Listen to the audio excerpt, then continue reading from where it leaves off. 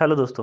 तो आज के इस लेक्चर में हम बात करने जा रहे हैं special status to Jammu and Kashmir की। ठीक है, अब तो ये स्पेशल स्टेटस नहीं रहा है, लेकिन पहले जम्मू एंड कश्मीर को आर्टिकल 370 के अंदर एक स्पेशल स्टेटस दिया गया था। ठीक है, अगर हम स्पेशल स्टेटस की बात करें तो ये कौन से पार्ट में आता है? ठीक है, तो हमारे कॉन्स्टिट्यूशन के पार्ट 21 में ये स्पेशल स्टेटस की बात की गई है।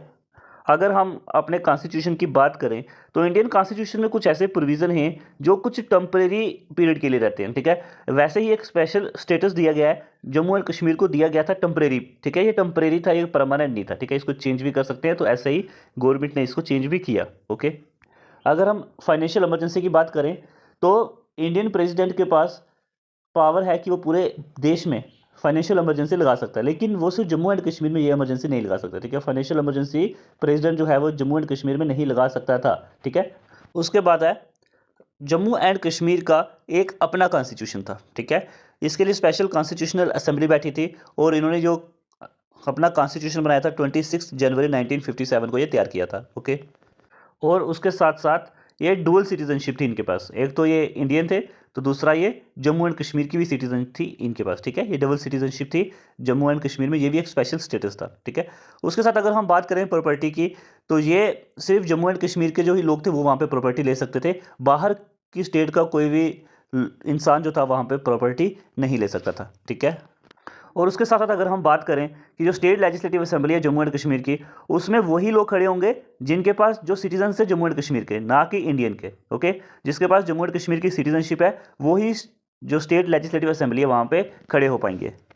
उसके साथ अगर हम पार्लियामेंट की बात करें, ठीक है, यूनियन लिस्ट और स्टेट लिस्ट के बारे में हमने पढ़ा था। तो हमने ये पढ़ा था कि यूनियन लिस्ट में जो भी कानून होते हैं वो सेंटर वाले बनाएंगे। ठीक है, और स्टेट लिस्ट में होते हैं वो स्टेट में जो सरकार होती है वो बनाती है। लेकिन इसमें कुछ ऐसे प्रोविजंस होते हैं स्टेट लिस्ट में जिसका अधिकार जो है वो यूनियन के पास भी होता है उसमें लॉज बनाने के लिए।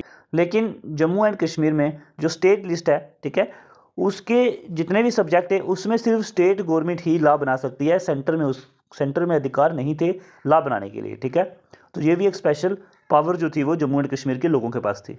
ऐसे ही हम अगर रेजिडरी पावर की बात करें तो ये किसके पास होती है? ये यूनियन गवर्नमेंट के पास थी। ठीक है, लेकिन जम्मू एंड कश्मीर में ये पावर जो है वो स्टेट गवर्नमेंट के पास है। ओके, उसके बाद हम नेशनल इमरजेंसी की बात करें जो प्रेसिडेंट के द्वारा लगाई जाती है। ठीक है, नेशनल इमरजेंसी 3 बेसिस में लगती है, एक तो वार हो गया, एक्सटर्नल एग्रेशन हो गया, आर्म्ड रिविलियन हो गया। ठीक है, और जम्मू एंड कश्मीर में प्रेसिडेंट जो है वो आर्म्ड रिविलियन के बेसिस में एमरजेंसी नहीं लगा सकता। ठीक है, वार हो जाए तब लगा सकता है, एक्सटर्नल एग्रेशन हो जाए तब लगा सकता था, लेकिन आर्म्ड रिविलियन के ऊपर नहीं लगा सकता था नेशनल इमरजेंसी प्रेसिडेंट। ओके, उसके बाद हम गवर्नर अपॉइंटमेंट की बात करें तो नॉर्मली क्या होता है कि प्रेसिडेंट जो है वही गवर्नर अपॉइंट करता है, लेकिन जो जम्मू एंड कश्मीर है ये स्टेट गवर्नमेंट के साथ भी कंसल्ट होगी, उसके बाद ही गवर्नर को अपॉइंट किया जाएगा। ठीक है, उसके बाद हम बात करें कि पार्लियामेंट क्या कर सकती है। आर्टिकल 1 और 2 में हमने पढ़ा था कि वो इंक्रीज़ भी कर सकती है किसी भी स्टेट का एरिया, डिक्रीज़ भी करती है। ठीक है, या एरिया को वो नाम भी चेंज कर सकती है उसके स्टेट का।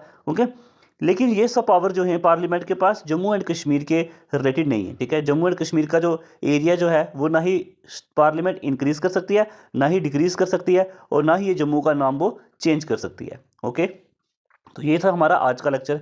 तो ये स्पेशल स्टेटस के बारे में हमने पढ़ा, जम्मू एंड कश्मीर में जो भी स्पेशल स्टेटस थे।